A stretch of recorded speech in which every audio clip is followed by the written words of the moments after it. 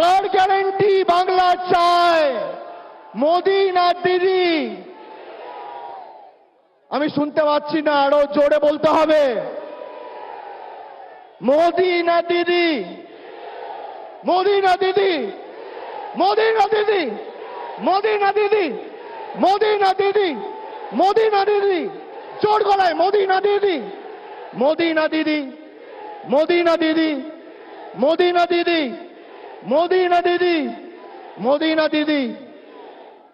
বলুন, বাংলার ভূমিপুত্র না বহিরাগত বাংলা বিরোধী? বাংলার স্বার্থে লড়াই করবেন? করবেন? যারা আমাদের মুখের ভাষা বুঝলো না, তারা আমাদের মনের ভাষা বুঝবে? বুঝবে? বিজেপির যে নেতারা এসে বক্তব্য রাখে, পিছনে কি লেখা আছে বাংলায় পড়তে পারবে? বলতে পারবে? লিখতে পারবে? যে বাংলা বলতে পারে না, যে লিখতে পারে না, যে শুনতে পারে না, যে বাংলাকে বাংলাদেশি বলে, যে বাংলায় কথা বলতে পারে না, তার থেকে গ্যারান্টি নেবেন? নেবেন? নেবেন? নেবেন? 2021-এ বাংলার বিধানসভা নির্বাচন হয়েছিল। এপ্রিল মাসে নির্বাচন হয়ে গেছিল, মের 2 তারিখ ফল ঘোষণা হয়েছিল। মের 1 তারিখ থেকে এই ফেব্রুয়ারি মাসের 29 তারিখ অবধি কবার মোদিজি বাংলায় এসছে? ভারতবর্ষের প্রধানমন্ত্রী, বাংলা তো ভারতবর্ষের অধীনেই। বাংলাকে তো আপনারা বাংলাদেশ করে দেখছেন। আপনি সব জায়গায় গেছেন, বাংলায় আসেননি কেন? বাংলা আপনাদের কাছে মাথা নত করেনি। এই মাটি রবীন্দ্রনাথ ঠাকুরের মাটি, এ মাটি স্বামী বিবেকানন্দর মাটি, এ মাটি নেতাজির মাটি। স্বামী বিবেকানন্দ না থাকলে বিশ্ব ধর্ম সম্মেলনে গিয়ে বাংলার মাথা উঁচু করা মতো একজন বীর সন্ন্যাসী হিন্দুকে কোনোদিন ভারতবর্ষের মানুষ পেত না। যদি নেতাজি না থাকতো, তাহলে আজাদ হিন্দ ফৌজ তৈরি করে ব্রিটিশদের ভিত নড়িয়ে দেওয়ার মতো আর কোনো বাঙালিকে ভারতবর্ষের মানুষ পেত না। যদি রামমোহন রায় না থাকতো, তাহলে সতীদাহ প্রথা কোনোদিন হতো না। যদি বিদ্যাসাগর না থাকতো, ঈশ্বরচন্দ্র বন্দ্যোপাধ্যায়, ঈশ্বরচন্দ্র বিদ্যাসাগর, তিনি যদি না থাকতেন, তাহলে নিজের নামটাও খাতায় বা স্লেটে লিখতে পারতেন না, সই করা তো দূরের কথা। আর মমতা ব্যানার্জি যদি না থাকতো, তাহলে আজও বাংলার কোটি কোটি মানুষকে, বিশেষ করে জঙ্গলমহলের নিপীড়িত, অত্যাচারিত ঝাড়গ্রাম, পুরুলিয়া, বাঁকুড়ার বিস্তীর্ণ এলাকা জুড়ে সিপিএম আর মাওবাদীদের বন্দুকের নলের নিচে মাথা নিচু করে জীবনযাপন করতে হতো। আমরা লড়ে দেখিয়েছি, করে দেখিয়েছি।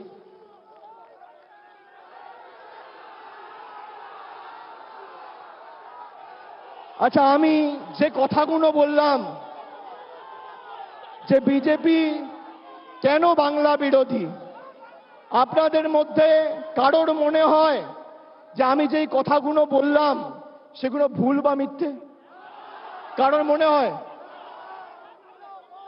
5 বছর আগে তো এই কলকাতায় নির্বাচনের প্রাক্কালে উত্তর কলকাতায় ঈশ্বরচন্দ্র বিদ্যাসাগরের আবক্ষ মূর্তি বিজেপির গুন্ডারা ভেঙেছিল। ক্ষমা চেয়েছে একবার? ক্ষমা চেয়েছে? বাংলার মানুষের টাকা আটকে দিয়েছে, ক্ষমা চেয়েছে?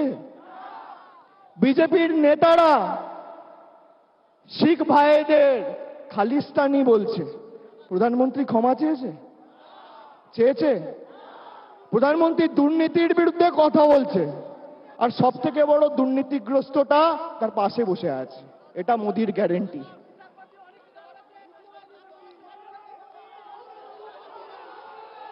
আমি বিচারপতি নিয়ে কিচ্ছু বলবো না। আমি খালি এটুকু বলবো যে আগে আমাদের দেশে কেউ যদি চুরি করত বা খুন করত, বিচারপতিরা তাদের জেলে পাঠাতো। আর আজকে মোদিজির ভারতবর্ষে চোরেরা, খুনিরা বিচারপতিদের উত্তরীয় পড়িয়ে দলে স্বাগত জানাচ্ছে।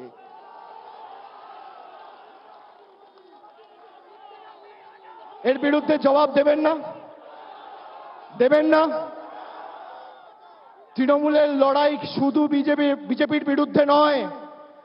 বিজেপি, সিপিএম, বাংলার অধীর চৌধুরীর নেতৃত্বে থাকা কংগ্রেস, তার সাথে মিডিয়ার একাংশ, বিচার ব্যবস্থার একাংশ, ED, CBI, income tax, NIA, Narendra Modi, Amit Shah, অমুক বাবু, তমুক বাবু, সবার সাথে। কিন্তু আমাদের দৃঢ় বিশ্বাস যে এই লড়াইয়ে আমরা জিতবো, তার কারণ মানুষ আমাদের সাথে। কে জিতবে? বাংলা বিরোধীরা না মামাটি মানুষ? কার গ্যারেন্টিতে বিশ্বাস করেন, দিদি না মোদি? কার পক্ষে থাকবেন, উন্নয়ন না অনাচার?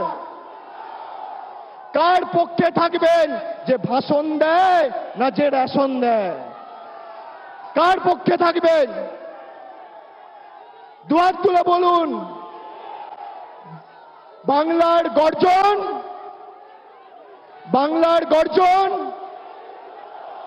বাংলার গর্জন, জনগণের গর্জন, জনগণের গর্জন, জনগণের গর্জন, আরো জোরে জনগণের গর্জন, জনগণের গর্জন, জনগণের গর্জন, জনগণের গর্জন।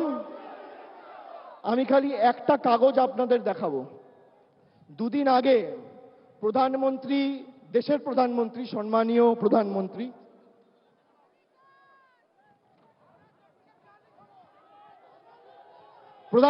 ভাষণ দিতে এসে বলেছিলেন বাংলায়, আচ্ছা এটা স্টেজ থেকে বলি তাহলে ভালো করে শোনা যাবে।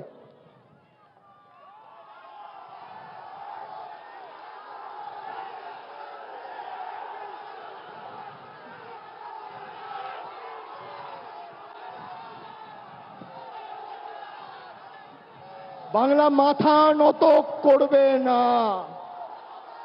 এই লড়াইয়ের শেষ আমরা দেখে ছাড়বো।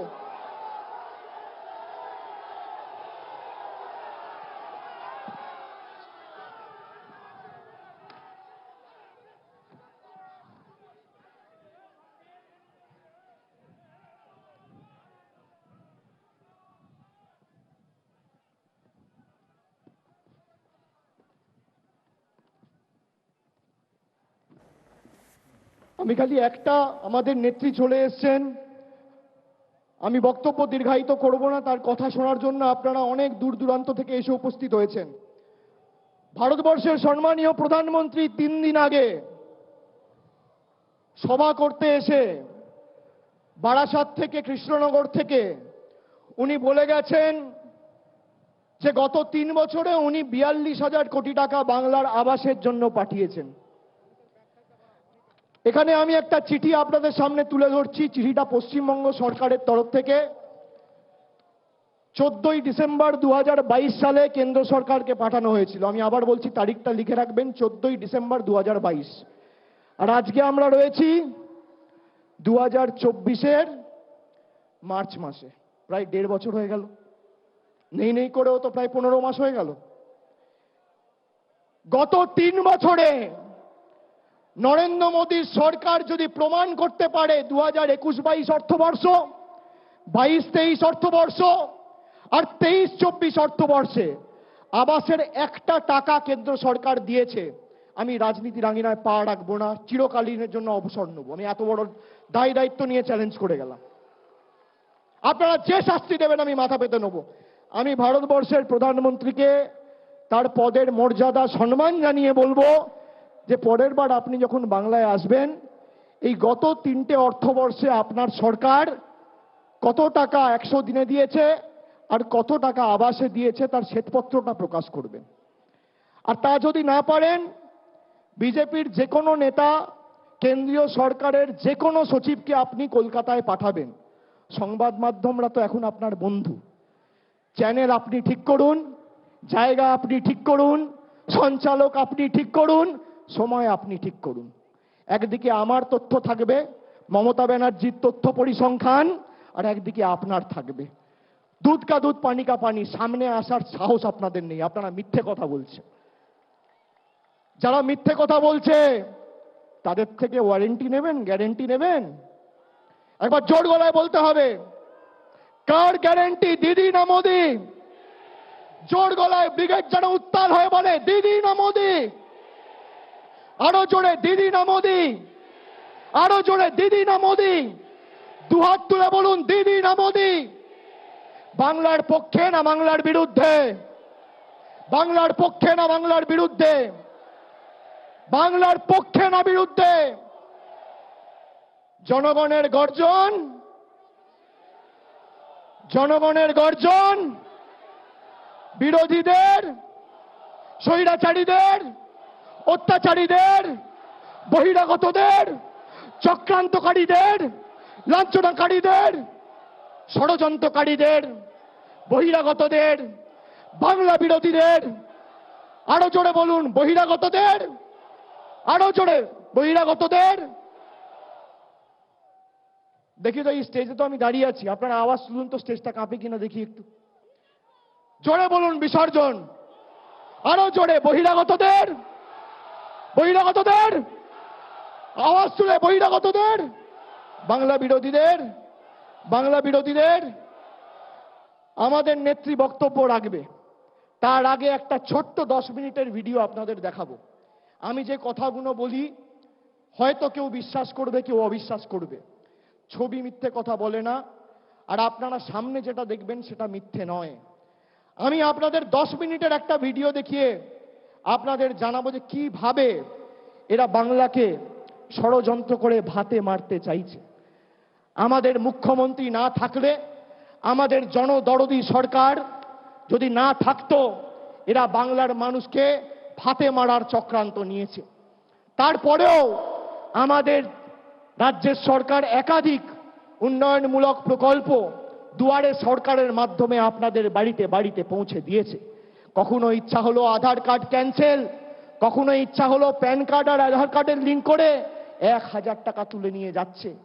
একদিকে আধার আর প্যান কার্ডের লিঙ্কের নাম করে বিজেপি সরকার আপনার থেকে 1000 টাকা নিচ্ছে, আর একদিকে মমতা বন্দ্যোপাধ্যায়ের সরকার লক্ষ্মীর ভান্ডারে 500 টাকা বাড়িয়ে আপনাদের 1000 টাকা দিচ্ছে। আপনি কার সাথে থাকবেন সিদ্ধান্ত আপনাকে নিতে হবে। আর একবার শেষবার জিজ্ঞেস করব, বলুন কার গ্যারেন্টি? কার গ্যারেন্টি? কার গ্যারেন্টি? কার গ্যারেন্টি? কার গ্যারেন্টি? কার গ্যারেন্টি? দুহাত তুলে, কার গ্যারেন্টি? কার গ্যারেন্টি? কার গ্যারেন্টি? কার গ্যারেন্টি? কার গ্যারেন্টি? কার গ্যারেন্টি? কার গ্যারেন্টি? জয় বাংলা, জয় বাংলা, জয় বাংলা, জয় বাংলা, জয় বাংলা, জয় বাংলা, জয় বাংলা, জয় বাংলা। লড়াইয়ের ময়দানে লড়ে নেব, আর আগামী দিনও তৈরি থাকো বিজেপির বন্ধুরা, মাঠে খেলা হবে। তৈরি থাকো, উৎখাত করে পদ্ম ফুল উপড়ে ফেলা হবে, আর জোড়া ফুলের মেলা হবে। মানুষ আগামী দিন জবাব দেবে, তৈরি থাকো। জনগর্জন কি? আজকে খালি একটা ট্রেলার দেখালাম, সিনেমাটা নির্বাচনে বাংলার আপামর জনসাধারণ দেখিয়ে দেবে।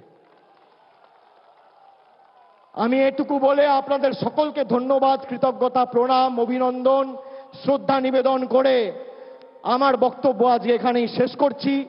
জয় হিন্দ, বন্দে মাতরম, জয় বাংলা।